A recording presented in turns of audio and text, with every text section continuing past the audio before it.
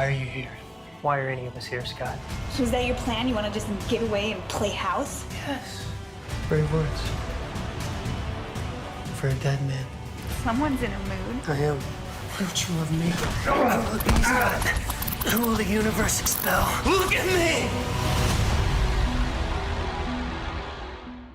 There it is. Yay. Okay. Is there a new smaller dog, Sean? Yeah, there is. I think the family's getting home from school. So, is it really bad, or I mean, go try to throw them in the backyard? No, it sounds very Phoenix. Or get them their own Zoom, like get the laptop and just bring the dogs in. Oh. Give me just a minute. You guys can start talking, and I'll go and put them in the backyard. Okay. Well, Sean puts the dogs away. Well, okay. Do you want to start? I guess I got to ask you some questions. Sure. Right ahead. Well, Aaron, thanks for joining me today. Too bad Sean had to go play with the dogs, but I'll talk to you about Expulsion. Right. Particle collision science and, particle physics, pretty heavy subjects. Were both of you kind of geeks in school? Oh, definitely me, for sure. Sean, I think he'll say he was, but I think he was more of a bookworm. There's a couple years between us, and so our education didn't overlap. But I've known him since I was 18, so it's been a very long time. But I'm definitely a science geek for sure. Star Trek. Gosh, a lot of people say Star Wars. I'm gonna go Star Trek. Sorry, but. Yeah, because the thing is, when I was a kid, I was, all about Star Wars. I was like 11 when I saw it. But Star Trek was just my older brother's domain. And it takes a bit of maturity to understand that. So I definitely got into Star Trek too. So yeah, I like the idea. I like the idea of tomorrow technology. Black Mirror does a great job with that. Like the idea of taking things that there is a basis in fact for, but do you take certain liberties to what does not necessarily exist yet? And the example in my brain is always imagine trying to explain a microwave to somebody who lived 100 years ago. Like a microwave seems like such a simple everyday technology that's always been there, but at some point it had to be a new thing. At what point do you have to stop explaining what a cell phone is to people? Like when did that become the norm? And so I just love the idea of technology advancing and tomorrow technology. Yeah, like kids today, kids born today will never know an existence without the internet or without 500 channels or Wi-Fi. it's ridiculous. Right. And Sean, time travel, multiple universes, that's very tricky subject matter. We were just talking about Star Trek, so it's really the approach for that. How did you guys approach something like that? Well, Sean, do you want to take that actually?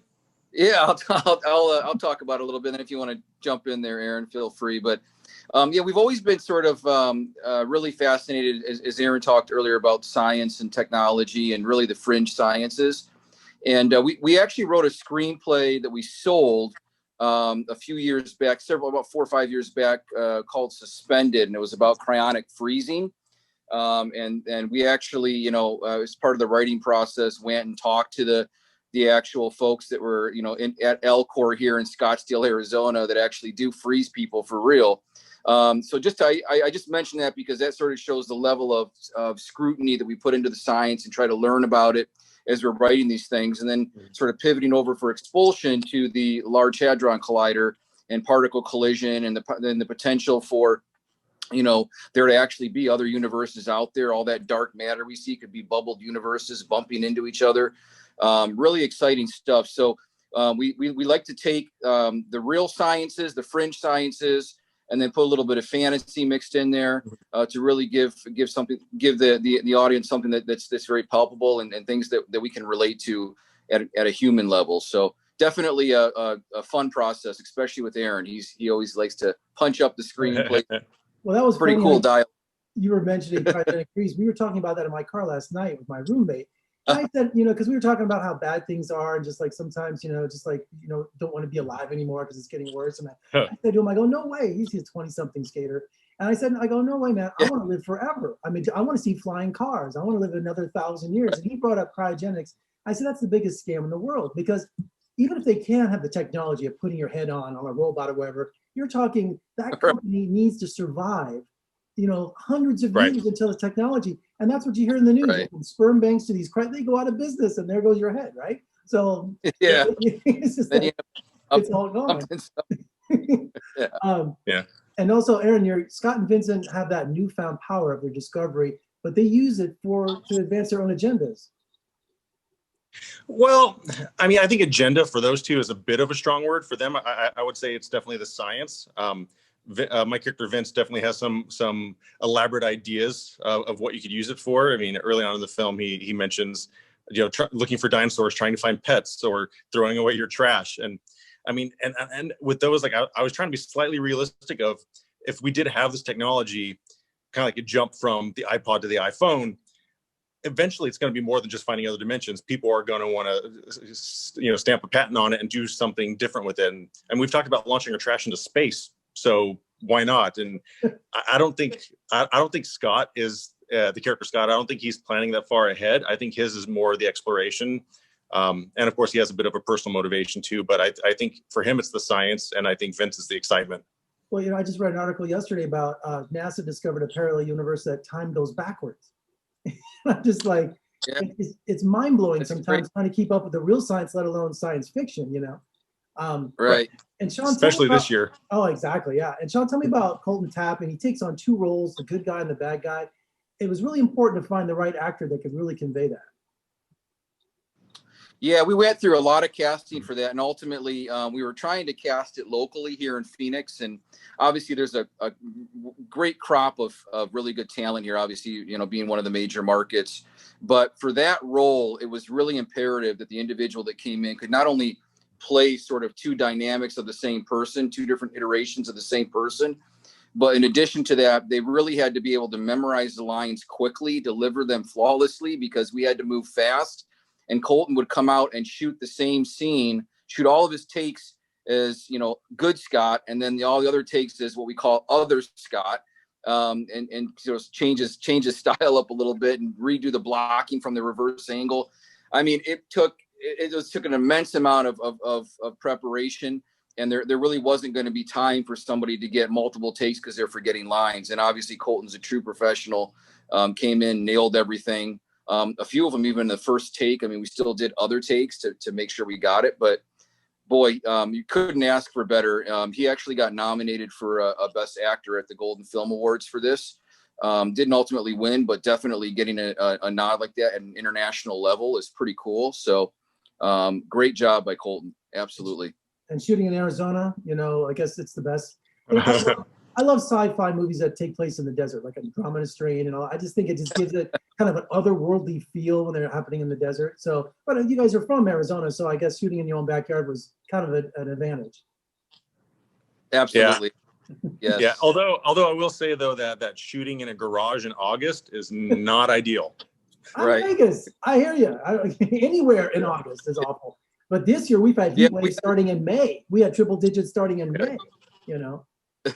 Yeah, we had this little little air conditioning unit with a remote. So we turn it on in between takes, and then we turn it off. And when the takes went a long time, and when you're doing two versions of somebody, you've got to let the camera roll all the way through. Right. Boy, it got hot by the end of those takes. It doesn't matter what you do to make it more bearable. When you turn it off, it's all for nothing. It's like when you turn that air off.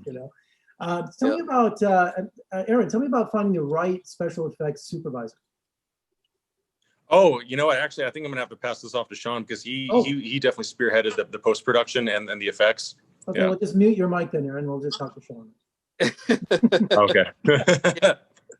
Yeah, no, we actually got lucky in that regard. So when we were on set, I had to collaborate a lot with our DP Chad Dooley on how to sort of shoot things in a certain way. But one of the things that we really focused on was when you're panning across the green screen. And there's a lot more green screen than people might think. Obviously the portal door, but also whenever the character of Colton walks in front of himself, that involves a green screen.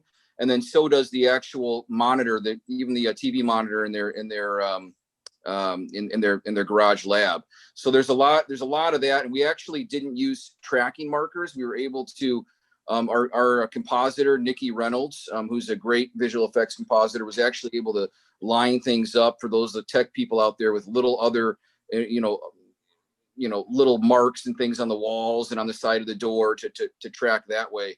But it was very critical that we obviously blocked all of that and put a lot of time into that. We drew out graphs and pictures of where people are going to move and all that fun stuff. But one note I'll say, aside from the visual effects supervision, the actual doing the effects afterwards, very early on, we went out and I put some bids out there to bring some folks in, and we were able to connect with this guy, Nikki Reynolds, out in LA.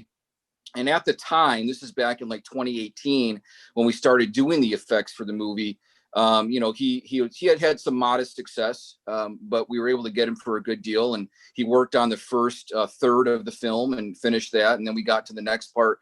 By the time we got to the final third of the film and really the second half, he had actually blown up. He did the digital compositing for Once Upon a Time in Hollywood for Quentin Tarantino, and his career's been moving. So we were lucky to have him still. He loved our project, still came on for a great deal and finished up the effects for us. So we couldn't be more happy. And finally today, guys. So how does a film work with two directors? Do you guys play to each other's strengths, or can you give me an example of maybe where, I guess creatively you're on the same page, but did you have any disagreements about how I don't, not to open old wounds here, but I mean, just how do you work together? I'll take that one. Yeah, absolutely. Go ahead, Eric. I mean, the collaboration was actually pretty easy because we knew there's so much planning that went into this ahead of time. And so we knew that basically on set, because Sean with his technological background and know-how, he was going to be more on the crew side of things, and I was going to be more on the acting side of things, working with the other actors and running scenes and planning ahead for that. There really wasn't many opportunities for disagreements because we just knew every little thing we were going to do ahead of time going into it, because the shoot was short. It was definitely low budget, so we didn't really have time to kind of fart around, and there wasn't much done on the fly. Like a lot of it was pretty well intended in advance. Yeah, a film like this, you can't just go out and start improvising, because then your schedule will be messed up and you won't get what you need and everything. And split screens. Yeah, screens. Yeah, it's funny because I went to film school at UNLV. I was one of the first classes, and I'm one of those guys that produces and directs. But if I direct, I'm not a technical guy. I can't stand. I mean, one of the worst days of my life is being a DP on another student's film. I'm having nightmares because I'm not a numbers guy. I'm not an f-stop guy. This is back when we used film. And I was just like, nope. I'm like, so I love to get on set with people who just are nerds about the cameras and the lighting. I'm like, here's what I want. You go do it. And I'm like, you, Aaron, come over here and we'll talk about your performance. So guys like Sean are essential to something like that, because I could never do it without someone like him. Yeah, and I'll go and say, like, the only real difference of opinion, I wouldn't necessarily say that there was really much of an argument per se, but I mean, speaking of Tarantino, like I would have gone the full hard R on this from the beginning, but Sean wanted to make sure that it was a little more accessible to a wider audience, which obviously you want it to be seen, so it makes sense. So it wasn't much of a disagreement. You want it to be commercial. Commercial, correct. Yeah, that's the key word there. But, yeah, I mean, I would have gone full Tarantino if I could have, but I don't think we'd be talking about the movie if I had. Absolutely. Well, next one you can do full board R-rated. So, hey guys, congratulations on the movie. Thank you so much for talking to me today, and say hi to Phoenix for me. Come visit us in Las Vegas when you have a chance. We'd love to have you. Oh, I love it up there. You. Absolutely. All right, sweet. Well, hit me up when you get here. We'll talk. So we'll talk some more. All right. All right, guys. That's awesome. Thank you so much. You bet.